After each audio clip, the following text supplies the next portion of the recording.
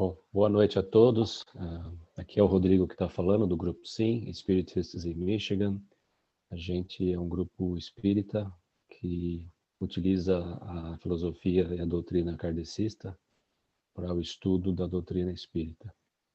Aqui no estado de Michigan, na cidade de Farmington Hills. E devido à pandemia, nós estamos fazendo apenas reuniões virtuais, utilizando o Zoom. E esperamos poder voltar em breve ao nosso centro físico, lá na cidade de Farmington Hills. Ok? O horário das reuniões é o mesmo desse horário que a gente costuma transmitir as reuniões aqui. E o pessoal da região aí está todo convidado para participar. Ok? Então, eu gostaria de fazer a abertura da nossa reflexão de hoje, do nosso estudo de hoje, fazendo uma oração e pedindo às pessoas aí que quiserem, né? Nós podemos fechar os olhos para mentalizarmos aí, então, a figura do nosso Mestre Jesus. Vamos fazer uma respiração para acalmar a nossa mente e permitir com que o nosso espírito ele esteja mais conectado aqui com o que vai ser falado hoje. Vamos então pedir à espiritualidade que permita que essa noite de estudo seja útil para nós e também pedir para que a espiritualidade possa, ao mesmo tempo, trabalhar conosco nas nossas intuições e também nas limpezas energéticas que é feita durante os trabalhos. Pedindo também, não esquecendo das pessoas que não puderam se conectar com a gente, das nossas famílias, amigos, todos os familiares que estão aqui no Brasil, em todos os lugares, para que eles possam receber também esse passe energético de limpeza e para isso vamos contribuir, né? Cedendo um pouco de bons sentimentos, de amor, para que a espiritualidade possa utilizar nesses trabalhos. Agradecer ao nosso Mestre Jesus e, acima de tudo, agradecer a Deus pela oportunidade de estarmos aqui hoje, estarmos encarnados nesse planeta maravilhoso, que ainda passa por algumas provas, mas que tem muito a oferecer também. Hoje nós vamos ter, então, o Babler, que vai nos falar aí a respeito da segunda regra da mão, né, que é uma regra que ele desenvolveu aí, na verdade, para resumir os 5 passos que um espírito precisa para se desenvolver e evoluir. Então, hoje ele vai falar da segunda regra, que é o objetivo. Né? Então, vou passar a palavra aí para o Babler, e após a palestra, se nós tivermos um tempinho, se o Babler deixar um tempinho para a gente abre para perguntas ou para comentários para enriquecer, então, a reunião de hoje, ok? Então, fiquem todos aí com a gente e vamos à palestra. Obrigado, Babler. Boa noite a todos. É um prazer novamente estar aqui com vocês, né? Mesmo à distância aí. Prazer receber a todos, os encarnados, os desencarnados, né? Os conectados e os desconectados. Os desconectados é o que vão ver essa palestra aí mais para frente. Interessante essa oportunidade que a gente tem de colocar alguma coisa e isso ser divulgado em vários tempos, né? Antes de começar propriamente o assunto da palestra, como o Rodrigo falou, essa palestra ela é uma de 5 outras palestras, uma já foi dada, então as outras estão por vir ainda, né? Ela tem como base aí essa regra da mão esquerda, e a regra não é minha, é de um cara, eu até procurei achar o vídeo que eu vi, é um vídeo bastante antigo já, e eu achei outras pessoas falando que a regra é deles, eles estão apresentando isso, mas não é de um cara já faz um tempão aí, não é minha, mas eu gostei da ideia do cara, ele usa a regra, as 5 coisas que a gente tem que fazer para conseguir o que a gente quiser, desde que a gente tenha os elementos necessários. Então, só para a gente dar uma revisada, é a mão esquerda. Por que o cara fala a mão esquerda? Porque a mão esquerda é a que segura o prego na hora que você vai bater o prego. E a mão direita é a que segura o martelo. A mão direita é a forte, mas a mão direita é a que é corajosa. Então, não adianta você ter força se você não tiver coragem, né? Essa era a ideia que o cara colocou na época. Então, vamos lá. Os 5 elementos são a identificação, ou seja, a identidade. Você precisa saber quem você é. Nós abordamos esse item na palestra passada, em cima da pergunta 919A do Livro dos Espíritos, que a resposta, né, é conheça a ti mesmo. A ideia de você se conhecer, saber de onde você vem, para onde você vai, para que você possa fazer outras coisas, né? A segunda, que é o dedo que a gente aponta, seria a direção, seria o objetivo, seria o caminho que você vai tomar, né? E aí a terceira seria a comunicação. Uma vez que você sabe quem você é, você sabe para onde você vai. E se você sabe para onde você vai, você pode comunicar isso para você e para as outras pessoas que estão ao seu lado. O lance interessante é um recurso mnemônico, né, que ele usa a mão para essas coisas. Ele diz que se você não souber quem você é, e você também você não sabe para onde vai, então a sua comunicação não vai ser muito boa. As pessoas podem se sentir mal com essa sua comunicação. Então, precisamos saber quem nós somos, para onde nós vamos, nos comunicarmos disso. O quarto dedo é o que é o da aliança, é o do comprometimento, do compromisso que a gente tem em assumir as ações que precisa ser feito para a gente atender o nosso objetivo. E depois que a gente tem essas ações definidas, a gente pode pegar o pequenininho, que são os detalhes. Então, foi isso aí. É bom a gente ter isso na ideia para ver quais são as palestras que já foram e as palestras que estão por vir. Né? Nós vamos falar sobre a segunda, que é aí como é que chama? A direção que a gente tem que tomar. Qual seria a nossa direção? Por que nós precisamos dessa direção? Ou seja, assim como fosse, né? Então, conheça a ti mesmo foi a primeira parte, baseado no Espiritismo. A nossa discussão aqui é sobre o Espiritismo que a gente considera como sistema do Espírito. Ele traz os conceitos de identificação nossa, como nós somos espíritos, estamos encarnados numa situação especial, e através dessas encarnações, nós adquirimos conhecimento. Nós adquirimos conhecimento para a nossa própria evolução. Então, esse é o primeiro passo, né?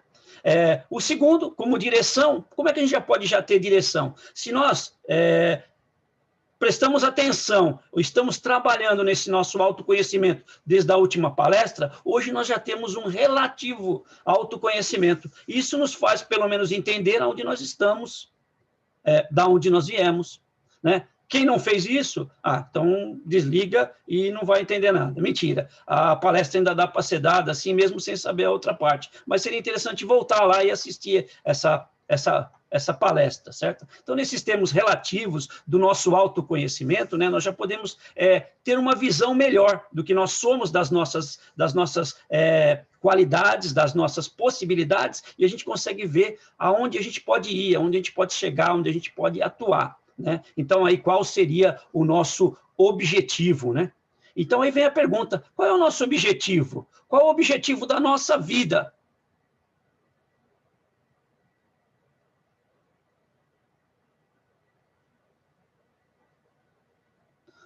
Vocês podem ter pensado que congelou a imagem, mas não foi. Eu só dei um tempo para vocês responderem a pergunta.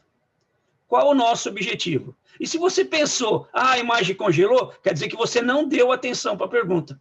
Então, eu vou fazer de novo e gostaria que você desse atenção para a pergunta. Qual o nosso objetivo? Qual o objetivo da nossa vida? Né? Estudos aí mostram, né? Tem um cara que é Viktor Frankl, ele participou na época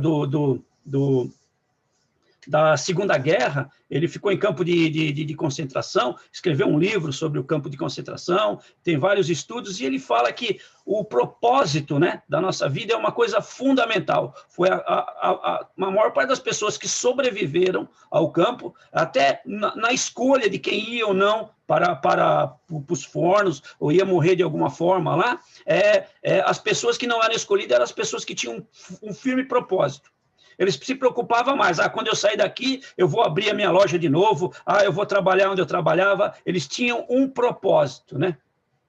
Então, aí eu pergunto, para quem ainda não respondeu aí qual é o propósito da sua vida, né? Não tem essa ideia, eu dou uma ideia básica, que essa é realmente um dos propósitos de todos nós, né? Pelo menos os encarnados que estão aqui fazendo parte dessa vídeo, e os que vão ler isso aqui também mais para frente aí.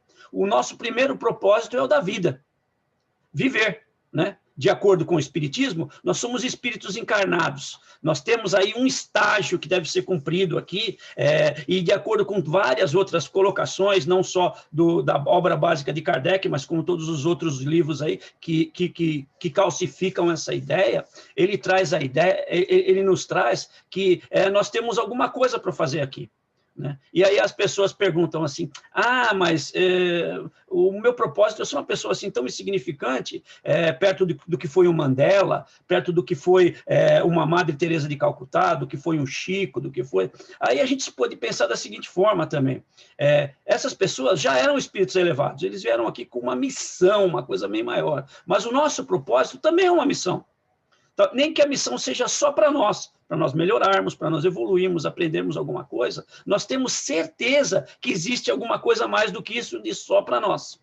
Por que isso? O próprio Livro dos Espíritos nos fala que existem os mundos de provas e expiações, são os primeiros mundos, onde o ser humano estagia nas suas primeiras experiências, né? E o segundo mundo, que já é um pouquinho melhor, são os mundos de provas e expiações. Dos mundos primitivos, da onde sai onde a gente tem as primeiras noções, a gente não tem muita noção de a inteligência é muito baixa, a gente vive de instinto, mas no que a gente está agora, a inteligência já é um pouco mais usada, é um pouco mais necessária para nós, para que nós calcifiquemos ela para podermos ir para mundos mais elevados. E nesse mundo de provas e expiações, a gente sabe que a gente tem as provas. E, normalmente, as provas, apesar de serem provas para nós, elas normalmente estão relacionadas com outras pessoas. Então, a gente tem uma missão conosco e uma missão com as outras pessoas. Eu gosto muito de trazer Marco Aurélio, o romano, né? E ele deixou várias inscrições, né? Ele dizia o seguinte, que ele era um dos filósofos estoicos aí, do estoicismo, e ele traz um conceito de que a gente não tem que ficar triste porque uma pessoa morreu e deixou esse mundo, a gente tem que ficar triste porque nós não a conhecemos e não tivemos uma oportunidade de experiência de viver com essa pessoa, porque cada pessoa do nosso planeta nos favorece, nos traz uma experiência diferente, porque nenhuma é igual, a gente sabe disso, né? Então, o que a gente poderia dizer que qual é o objetivo da nossa vida, né? Então, o objetivo da vida é assim, é curtir a vida do jeito que ela é, porque ela é do jeito que você fez, a sua vida é do jeito que você fez, a minha vida é do jeito que eu fiz. Então, viver é ser feliz, né? Nada mais justo, né? Que você curta a sua vida, do melhor jeito possível, porque ela é o melhor que você pode ter. Aí algumas pessoas já começam a perguntar assim, né? Então quer dizer que a minha vida não pode ser melhor? E eu digo para você, hoje não. A sua vida pode ser melhor amanhã, porque a sua vida hoje é decorrência do que você fez ontem. Então a sua vida amanhã pode ser melhor do que hoje, se você fizer alguma coisa diferente. Que melhore isso. Einstein já falava, você não vai ter resultados diferentes fazendo a mesma coisa. Então, o que você pode fazer é melhorar a sua vida amanhã. Sim, você pode melhorar a sua vida amanhã.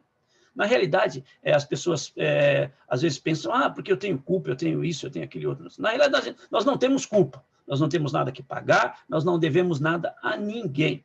O que nós temos ou teremos são as consequências das nossas ações. Essas ações, essas consequências, elas podem ser só relativas a mim mesmo, ou podem ser relativas às outras pessoas. Na maior parte das vezes, elas são relativas a mim e às outras pessoas, porque eu não vivo numa caverna, certo? E o que é uma vida melhor, né? Que a gente gostaria de ter, assim, né? As pessoas sempre pensam aí, né? Sair desse sofrimento, dessa amargura, essa confusão, né? Essa incerteza, a incerteza que a gente passa hoje. A gente tem 10 vacinas para tomar por causa dessa doença. A gente não sabe o que essa doença está fazendo, os médicos não sabem, as pessoas estão todas com medo, ninguém sai de casa, é a teoria da conspiração, é o governo, é isso, é aquele outro. Tudo nós, todos, nós chamamos isso aí de coisas ruins, né? E, na realidade, como o Espiritismo ele nos ajuda a sair dessa confusão, a balizar a nossa caminhada, né? A gente podia pegar. O Espiritismo é composto, né, por Kardec, né, a obra basilar do Espiritismo são 5 obras. A primeira é o Livro dos Espíritos, que fala tudo sobre o espírito, que fala tudo sobre o mundo espiritual, fala como os espíritos atuam, como os espíritos são, como é que é a evolução, tudo. E isso nos traz aí uma abertura que seria importante para as pessoas, muito importante, porque a gente não morre. A gente só vai trocar esse corpo por outro, vai melhorar e melhorar, isso só tem que melhorar. Isso é fundamental. Qualquer pessoa que tivesse isso em mente seria uma pessoa melhor, só pelo fato de que tudo que você fizer, você vai ter que arrumar e a gente vai passar por tempos e tempos, sempre melhorando, né? Então, aí vem o segundo livro que fala do mundo espiritual, né? O livro do Espírito fala do mundo espiritual e do mundo material. E aí o segundo livro dos médios que fala como é que a gente se relaciona com esse mundo espiritual. Seria tudo muito bom, né? Você poder ter acesso a vastas informações que existem no mundo espiritual, que a gente nem sabe que existe ainda, e a gente ter acesso a isso, mas se a gente não tiver uma moral para isso, a gente vai usar essa informação para uma coisa ruim. Então, aí vem o terceiro livro, né, que é as pessoas chamam de conceito religioso da doutrina espírita, porque fala de Jesus, né? E a existência de Jesus hoje já não é uma religião, né? A resistência de Jesus, a ciência está tão avançada que eles estão quase medindo o tamanho do pé de Jesus, o tamanho da pegada dele, entendeu? Então, Jesus já não é mais religião, Jesus é uma informação, que a gente tem que entender muito bem disso. Nós, como os espíritas, sabemos e recebemos essas informações do plano espiritual, que o Jesus é o espírito de maior elevação que tem na Terra. Mas, além disso, a gente tem que entender o Jesus que veio para cá, esse Jesus que veio. E esse é o que o Evangelho traz para a gente, né? Então, uma das máximas de Jesus é quando ele diz que fora da caridade não há salvação. Então, essa seria a nossa salvação, a gente fazer a caridade. Aí muita gente vai falar, mas isso é um conceito bíblico, um conceito religioso, um conceito disso, um conceito daquilo. E o próprio Kardec nos afirma na obra que se a ciência provar que as experiências que ele fez, os resultados que ele trouxe dos estudos dele, porque o espiritismo não é uma colocação aleatória, foi um estudo muito bem feito. Então ele fala, se alguma coisa contrariar o que ele disse e a ciência provar isso, que nós sigamos a ciência. Certo? Então vamos lá, vamos fazer o que Kardec falou, já que aqueles que acham que realmente fora da caridade não há salvação. Recentemente eu vi uma apresentação do TED, aquelas pessoas que falam com uma plateia bastante grande. E o pesquisador, o nome dele era Robert Waldinger, uma coisa do tipo assim. E ele começa perguntando ao público assim, o que nos faria ter uma vida feliz e saudável? Certo? Onde nós investiríamos o nosso tempo e energia para sermos o melhor de nós no futuro? Certo? Aí ele diz que foram feitas essas perguntas para os mileniais. E 80% disseram, dinheiro. 15% falaram fama. O resto aí é só vamos encher linguiça. Então a gente vai pular essa parte. E aí ele começa a fazer a apresentação de um trabalho que ele está coordenando. Esse trabalho começou em 1938. De certo, não era ele que estava lá, mas esse trabalho começou lá. Na Universidade de Harvard, em Boston, eles decidiram que eles iam fazer o que eles chamam, né, na apresentação da matéria, que seria Gateway to Happiness, ou seria o portão para a felicidade. Qual seria isso? O que você deveria fazer? Qual deveria ser sua ação? E eles fizeram o seguinte, resolveram que eles iam pegar algumas pessoas, um total de quase 270 pessoas, de algumas diferentes situações, e iam monitorar a vida delas inteiras. Através de estudo psicológico, iam conversar com as pessoas, iam visitar a casa das pessoas, iam falar com elas, iam fazer exames físicos, iam escanear o cérebro dessas pessoas, e a base dos escolhidos foram estudantes como é que eles chamam os recém-chegados, né? Os sophomore, agora eu não lembro o nome, mas são os que estão começando na faculdade, né? Eles pegaram alguns que estavam começando na faculdade, pegaram outros, e pegaram também garotos pobres de Boston, de lugar que não tinha nem água quente nem fria. Então, era um negócio bastante ruim. E isso foi em 1938 que eles começaram. 1938, a recessão aqui nos Estados Unidos, a situação não era boa para quem era pobre, e essas pessoas de Harvard já tinham um certo, como é que se diz, acomodação econômica. Estudando em Harvard em 1938, hoje é difícil, imagina naquele tempo, certo? É difícil em termos, né? Mas tudo bem. Então, o que eles fizeram com isso? Eles vieram durante esse tempo todo. A ideia era o seguinte, eles queriam acompanhar todas essas pessoas, desde quando eles começaram, 1938, até essas pessoas morrerem. O problema é o seguinte, eles já têm resultados suficientes, são 70 anos, eles divulgaram isso em 2018, eram 70 anos de informações, né? E nesses 70 anos de informações, eles resolveram que eles já podiam publicar esse resultado, porque já era fiel. Quantas pesquisas vocês conhecem que durou mais de 10 anos? Né? Não. Então, esses 70 anos, vieram outras pessoas e continuaram medindo as pessoas, e foi assim. Bom, fazendo um resumo aí da coisa, eles resolveram, porque eles estão esperando as pessoas morrerem, mas parece que tem alguns lá que são parentes da rainha lá da Inglaterra. Não morre de jeito nenhum. Então, eles fizeram um acordo com essas pessoas, porque todo mundo assinou um termo e só divulgaria depois que morresse todo mundo. Mas aí a gente vai esperar não sei mais quanto tempo, porque esse pessoal está bem aí, não está ruim. Então, eles acordaram que divulgariam o seguinte. Fechando aí nas coisas é o seguinte, se é homem, ou seja, o gênero, né? Que agora a gente tem que usar gênero, não pode falar mais homem e mulher. O gênero não influencia na felicidade. A raça não influencia na felicidade e na saúde. A economia, o status econômico. Não. Um desses escolhidos aí foi um dos presidentes dos Estados Unidos. O sucesso não traz a felicidade e a saúde. Ou seja, todos os parâmetros que todo mundo achava que, porque a pessoa é de uma cor diferente, ou porque a pessoa é rica, ou porque a pessoa é pobre, veio de uma família bem, estudou numa escola boa, então, tinha um grupo variado. E nada disso traz a felicidade. O que eles descobriram realmente que a felicidade, você tem felicidade e saúde quando você se relaciona e quando você ajuda as pessoas. Aí, gastaram milhões, porque gastaram muito, Harvard gasta bastante nos estudos dela, gastaram milhares de informação, tudo, para chegar a uma conclusão que Jesus já trouxe para nós. Fora da caridade, não há salvação. Certo? Esse é um ponto. Cientificamente provado. Acho que não tem nem como você falar que não, né?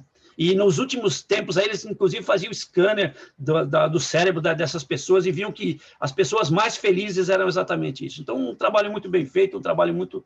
E prova já o que estava escrito, e se você seguisse isso, você já estaria melhor. Então, um outro cara, né, aquele que eu falei para vocês, o Viktor Frankl, que falou que essas pessoas que têm essa vontade foi as que mais sobreviveram no campo de concentração. Um outro estudioso também, ele não era famoso, eu não conhecia ele, mas ele é famoso, é Antônio Donato Nobre. Ele é um cientista brasileiro, ele trabalha com ecossistema, sustentabilidade, ecologia, tem umas palestras fantásticas, uns livros bons, e ele coloca uma tese muito interessante, que o nosso corpo, né, ele funciona através do altruísmo. Quando qualquer coisa se torna egoísta, é uma doença. Uma célula, quando ela não deixa de... Ele fala o seguinte, todas as células têm toda a corrente do DNA. E essa célula pode ser qualquer coisa. Mas a célula da pele, ela fica a célula da pele, a célula do coração, ela vira a célula do coração, o neurônio fica o neurônio, e todas elas podiam ser qualquer coisa. Quando ela quer ser qualquer coisa que não é ela, é problema para o organismo. E assim funciona também a nossa galáxia, porque um planeta, ele não quer tomar a órbita do outro, porque se ele tomar, ele já começa a fazer alguma confusão, e isso acarreta problemas. Ou seja, o altruísmo é uma coisa que prevalece no universo inteiro, cientificamente provado. Então, isso é interessante. A gente perguntaria, então, como o espiritismo aí podia nos ajudar né, através disso. Já por Jesus, que a gente segue aí, ele como o nosso mestre, com as colocações dele. Essa é fundamental, né? Você conhece a verdade, e a verdade vai te libertar, a nossa verdade é relativa sempre, né? Fora da caridade não há salvação. Vê como Jesus falava pouco, mas falava muito, né? Então, e aí a gente pode pegar também, tem uma parte que eu acho muito interessante no livro dos Espíritos, que é a terceira parte, fala das leis, as leis divinas. Fala de várias leis, né? Fala da lei da adoração, que traz o conceito de prece, fala da lei do trabalho, que é quanto é que a gente tem que trabalhar, quando é que a gente tem que parar, a lei da reprodução, fala do sofrimento, da sucessão das raças, fala do sofrimento da população que tem de crescer e não tem condição disso, fala de uma lei de conservação, através do que a gente gasta, supérfluo, necessário, das mortificações que a gente faz, lei da destruição, que fala da destruição, que é uma destruição necessária, uma destruição abusiva, fala da guerra que a gente tem, muita gente fala do duelo, e muita gente fala, nem tem mais duelo. Hoje, a gente sabe que a gente tem mais duelo hoje do que tinha antigamente, porque o duelo antigamente era só escondidinho em algum lugar, lá um atirava, o outro matava. Hoje, você entra no grupo de WhatsApp, alguém fala alguma coisa, você já encara ele como inimigo seu e já coloca a sua posição e ficam se debatendo lá. Se em vez do dedinho tivesse uma espada ou uma garrucha, um atirava no outro.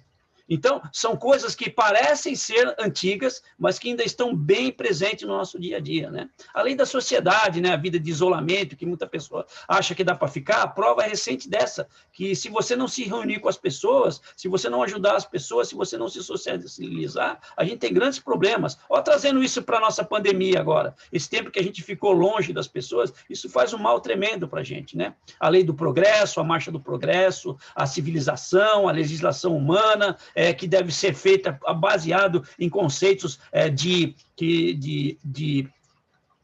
não de egoísmo, mas de altruísmo, né? A lei da igualdade do homem, da mulher, de riqueza, da miséria, a igualdade do túmulo, todas essas coisas, a lei de liberdade, né? Essa lei de liberdade eu acho interessante que ela fala muito de uma coisa que a gente tem pouco conhecimento, o livre-arbítrio.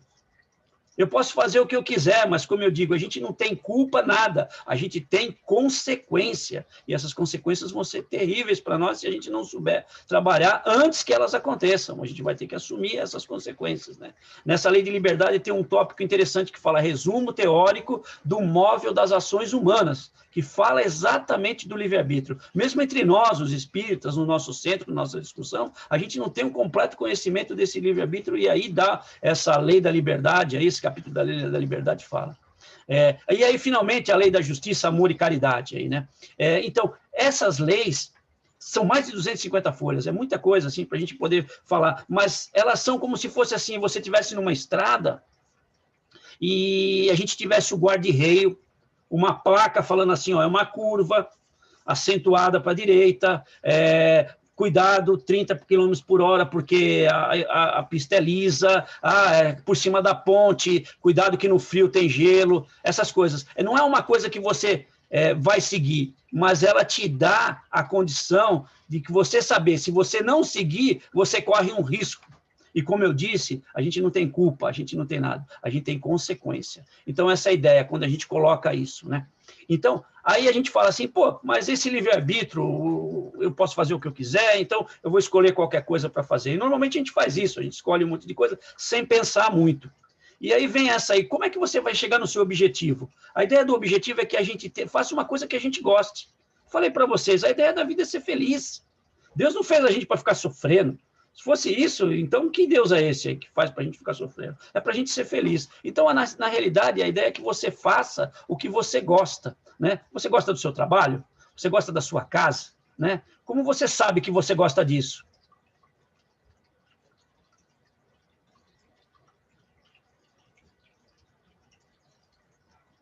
Responderam? Pegadinha de novo. Como vocês sabem que o que você faz é o que você gosta, o que você faz, o que você gosta é o que você gosta mesmo? Fica difícil, né? Eu tenho uma teoria aí, mais ou menos, né? É minha, não é? Mas eu tirei aí de algumas outras coisas, né? Você gosta daquilo que você faz quando você não tem nada para fazer, certo? Faz sentido, não faz? Para quem é lógico, sim. Por exemplo, na minha época que eu era moleque, não importava se era homem ou se era mulher, tinha que lavar louça. Então, você tinha que lavar louça, tinha que, às vezes, limpar o chão, tinha que varrer o quintal, tinha que fazer coisa. E aí, quando eu não tinha que ir para a escola, eu não gostava de ir para a escola também, às vezes tinha que fazer lição de casa, não gostava de fazer lição de casa. Então, todas essas coisas que você fazia, tinha que fazer, as pessoas te impunham, você falava assim, eu não gosto disso, eu não gosto disso. Mas quando você não tinha nada que fazer, eu não estou fazendo nada agora, o que você fazia? Você devia fazer alguma coisa, né? Isso que você fazia quando você não tinha nada que fazer é o que você gosta. Aí eu pergunto para vocês assim, hoje é difícil, né? Você não tem nada para fazer. Porque às vezes você termina o dia e ainda tem muita coisa para fazer que você não fez, você deixa para outro dia, né? E por que a gente não tem tempo, né? Porque a gente não se dá um tempo. A gente tem que priorizar isso. Se priorizar é o serviço, as 8 horas do serviço que você trabalha, você tem que priorizar para você também, ficar um tempo com você. Nietzsche, que era um tremendo aí de um materialista, vamos pensar assim, nem tanto, né? Ele dizia que você tem que ter 8 horas do trabalho. Mais do que isso, você é escravo.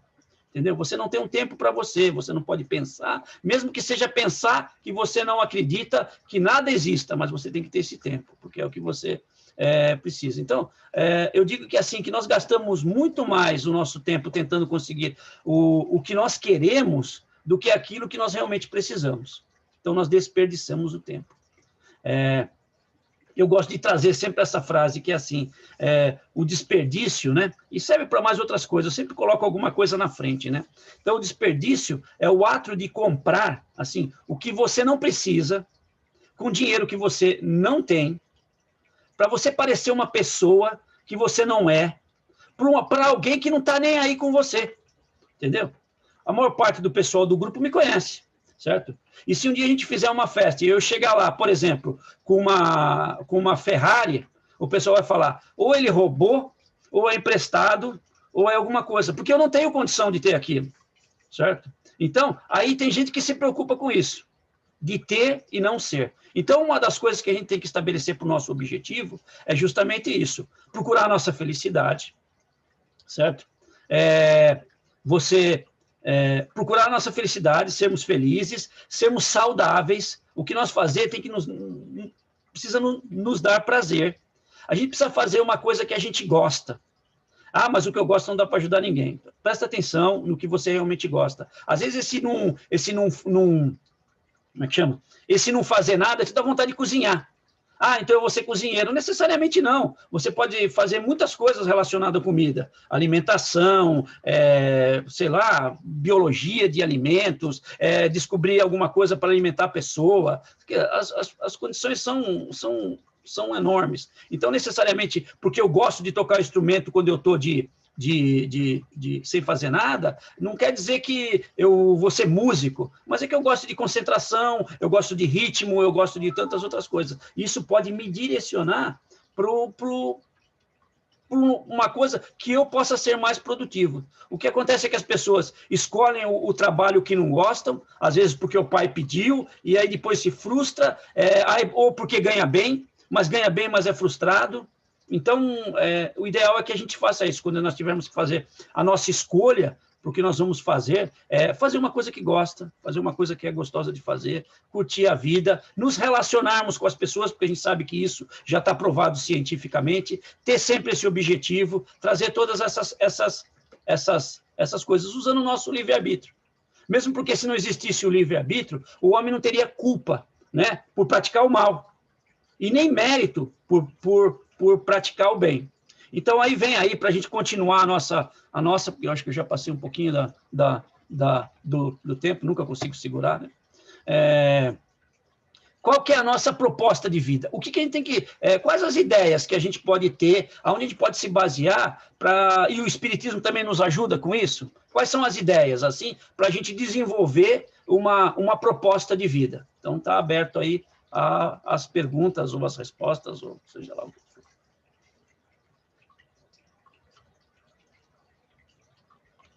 Tem um chat aqui. Vamos ver o que deu no chat aqui.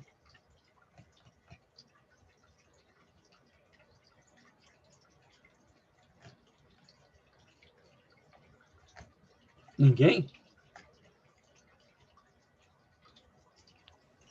Eu vou continuar, mas... Eu queria fazer um comentário ou pergunta, Bárbara. Você falou que o nosso objetivo é ser feliz. Mas será que a gente sabe o que... Ou melhor, será que o que a gente acha que é felicidade é a felicidade que o espírito sente? Ou vamos fazer melhor ainda.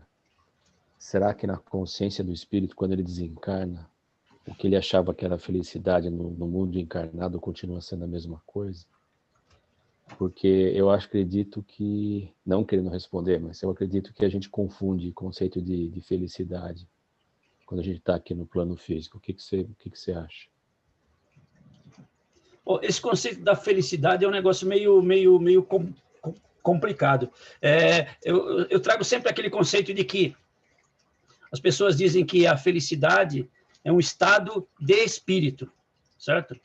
E eu digo que não. Eu digo que a felicidade é um estado do espírito. O espírito é feliz.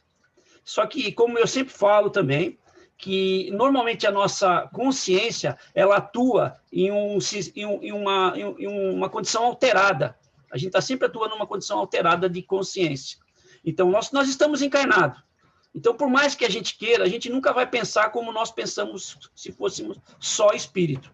Falta um tempo para a gente chegar a isso, para a gente não precisar mais do nosso corpo. Então, esse conceito de felicidade para nós, muita gente alia com algumas outras coisas. Esse conceito, por exemplo, da pesquisa que eles fizeram em Harvard, são as pessoas que você vê, elas são felizes no relacionamento, elas são felizes no serviço, elas estão sempre bem, elas estão sempre rindo.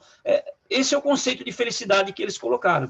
Então, o conceito de felicidade para a gente é muito limitado, né? Mas eu acredito que a felicidade é uma questão de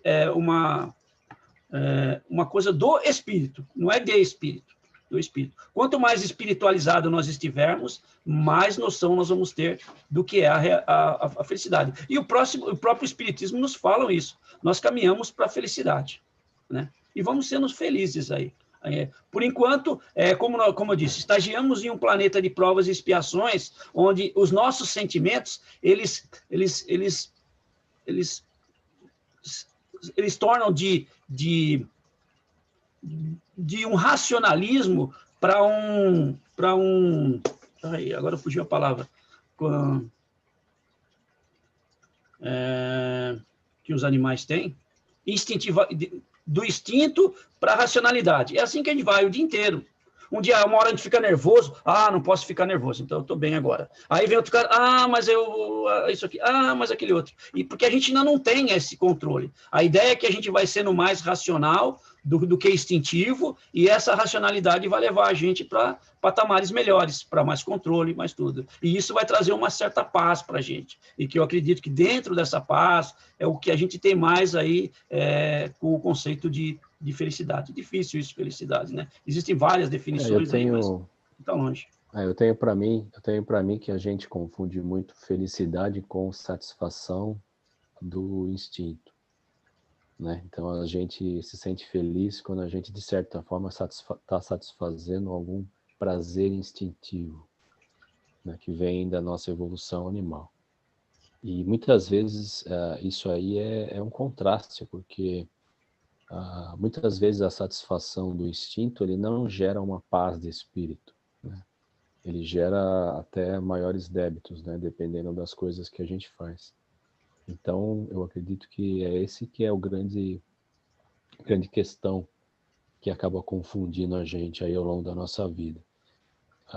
Para mim, a felicidade, ela tem que gerar para você um bem-estar não conectado com nenhum prazer instintivo seu, nem com nenhuma mazela moral, tipo orgulho ou vaidade. Por exemplo, se eu faço alguma coisa, mesmo que eu faça uma caridade, mas isso me deixa orgulhoso e eu me sinto melhor do que os outros, mesmo no sentido caridoso, eu sou mais caridoso que os outros, eu também estou, na verdade, satisfazendo um orgulho. Agora, se eu faço alguma coisa sem visar né? O egoísmo e a vaidade e o orgulho, e aquilo me faz bem, então acredito que esse é o caminho. A gente está, de certa forma, como o livro dos Espíritos, e que Jesus também falava, né? Dá com a mão esquerda e não deixa a mão direita saber. Não faça esperando nada em troca, né? Faça pelo simples prazer de estar ajudando alguém, né? Independente se você, ou melhor, não que isso deva te deixar mais orgulhoso, né, e se achando melhor. Não sei, eu acho que está muito ligado nesse conceito do instinto aí, das nossas vaidades. É interessante esse ponto, né? Tem aquela outra situação que eu sempre falo assim, um conceito neurolinguístico. Você escreve num papel alguns momentos que você se sentiu muito bem. Então, normalmente, esses momentos são para as pessoas que já têm mais ou menos a nossa idade, têm a nossa situação social. Assim, é o seguinte, quando nasceu um filho, quando eu casei, quando eu entrei na faculdade, foi difícil, no Brasil não é fácil você entrar, para quem entra em escola do governo, você batalha bastante e passa. Aí você escreve isso num papel e guarda para você. Quando você estiver numa situação difícil, numa situação ruim, muito triste, sei lá, baixo astral, você pega esse papelzinho e lê. E aí o que acontece? Você se lembra daquela situação e imediatamente o seu estado muda, né? Só porque você leu, relembrou de um fato passado, né? Vamos pensar que se você pedir para marcar esse tipo de coisa num papel, é quase que certeza que você nunca vai marcar aquele assim, eu dei esmola para aquele cara quando todo mundo estava olhando. Você não vai marcar isso, porque você sabe que isso daí te marca pessoalmente. Você sabe que isso aí não é certo. A gente tem esse conceito do que é certo e errado. A gente faz o errado porque quer. Então, mas nasceu seu filho, você olhou para a carinha dele, você falou, isso aí está vindo no mundo, é uma coisa que vai me dar dor de cabeça, vai fazer. Eu pensei em muita coisa assim, vai me dar dor de cabeça, vai me dar isso, vai me dar aquilo, aquele outro, mas a satisfação é tão grande que toda vez que você lembra dessa passagem, você se sente bem. E é uma coisa que você, teoricamente, se a gente pensar, nós não tivemos esforço nenhum para fazer. Aliás, tivemos mais prazer do que esforço. E, nesse ponto, a gente entende que, quando nasceu, e aquilo faz parte de você de alguma forma, aquilo tem apesar de ser totalmente material, tem uma espiritualidade muito grande naquilo, e a gente se sente bem. Então, isso aí eu considero que seria a felicidade. É uma coisa que você não pega, sabe? E que você não consegue produzir, entendeu? Ela vem de atos que você fez totalmente aleatório. E aí você... assim, que é justamente o que prova essa pesquisa aí que o Wingler fez, que é interessantíssimo. A relação com as outras pessoas, o viver bem, as pessoas que se relacionavam bem em casa, as pessoas que se relacionavam bem no serviço, as pessoas que ajudavam, essas pessoas são as que viveram mais, as que têm mais saúde, o sistema delas são fantásticos, e teve pessoas que se formou em Harvard, começou em Harvard, quer dizer, uma pessoa que começa lá, o insucesso na vida é quase impraticável, só se ela quiser mesmo, né? Mesmo que ela cole em todas as provas, a hora que ela sair de lá, alguém contrata ela, só para dizer que tem alguém no departamento que é de Harvard. Mas, e a molecada que veio do gueto lá de Boston? Que também estão lá bem para chuchu. Então, tem vários deles aí felizes. Então, é interessante esse conceito. A gente tem que aprender muito, né? É aquele negócio. Jesus já falava, conheceis a verdade vos libertarei. A gente vai achando que felicidade é isso. E a gente coloca todas as nossas fichas nisso. Quando o cara começa a palestra, eu achei interessante porque ele pergunta assim, ele falou assim, o que vocês fariam para que vocês fossem felizes no futuro? Se você conseguisse saber disso, aonde você investiria para que no futuro você fosse o melhor de você? O melhor em saúde, o melhor em pessoa, o melhor em profissional, o melhor em tudo. A pessoa que legal, você saber disso, isso é igual você saber qual ação que vai estourar daqui 5 anos, entendeu? Você põe todo o seu dinheiro lá e fica esperando. Esse é o que a gente quer, né? A gente quer ser feliz, é o que todo mundo quer. Sem saber o que é feliz, sem saber quem eles são, primeiro, né? E a gente quer chegar a algum lugar sem saber o primeiro. Então, vamos nos conhecer. Vamos nos conhecer, saber as nossas potencialidades, potencialidades de melhorar os outros e potencialidades também de piorar os outros, porque às vezes a gente tem uma potencialidade e a gente usa ela de um jeito errado. E, em vez de tornar feliz, a gente vai tornar infeliz os outros. Ok. Mais O alguém Alane quer não vai fazer falar algum nada, não? comentário, gente? Dá mais uns 5 minutinhos. Fabião? Não? Não, eu não tenho nenhuma pergunta. Só estou de ouvinte aqui. Mas muito obrigado pela palestra. Foi bastante interessante. Obrigado pela presença. Ok. Bom, se ninguém tem mais Terminar, nada, então, Bob. a gente vai fechar. Ok. Quer fechar? Quer que eu feche? Tanto faz. Então vamos lá, pessoal. Vamos agradecendo aí novamente. Agradecer a todos que puderam se conectar com a gente. Espero que alguma coisa tenha tocado aí dentro da situação de cada um, né? Para que a gente reflita a respeito disso, da felicidade, do objetivo de buscar essa felicidade e de saber quem a gente é, ou seja, tudo isso que a gente sabe por intuição, né? Nada disso é novidade, nada disso é uma grande verdade, a gente já sabia. Mas às vezes a gente vai levando a vida e acaba esquecendo, né? Que a gente tem que ter objetivo. A gente tem que olhar esse objetivo de um ponto de vista do espírito. Porque a gente sabe que no plano físico a gente tem uma tendência a falhar, ou melhor, a comprometer a nossa evolução se a gente não tomar conta dela. Então, vamos agradecer ao Bárbara aí por essa explicação de hoje, por trazer esse tema para a gente e dizer que a gente espera vocês aí na próxima semana para a gente continuar os nossos estudos. E com isso a gente então finaliza agradecendo a espiritualidade que atuou junto com a gente aqui hoje, ao nosso Mestre Jesus novamente, nosso grande exemplo, e ao nosso Pai maior. Fiquem todos com Deus, tenham um ótimo final de semana, fiquem todos seguros, né, saudáveis, e que nós possamos continuar esse nosso aprendizado nessa escola chamada Terra. Boa noite a todos e até a próxima. Boa noite. Boa noite. Boa noite, obrigada. Bom final de semana. Boa noite, pessoal. Boa noite, gente. Boa noite. Pode encerrar a gravação, mano.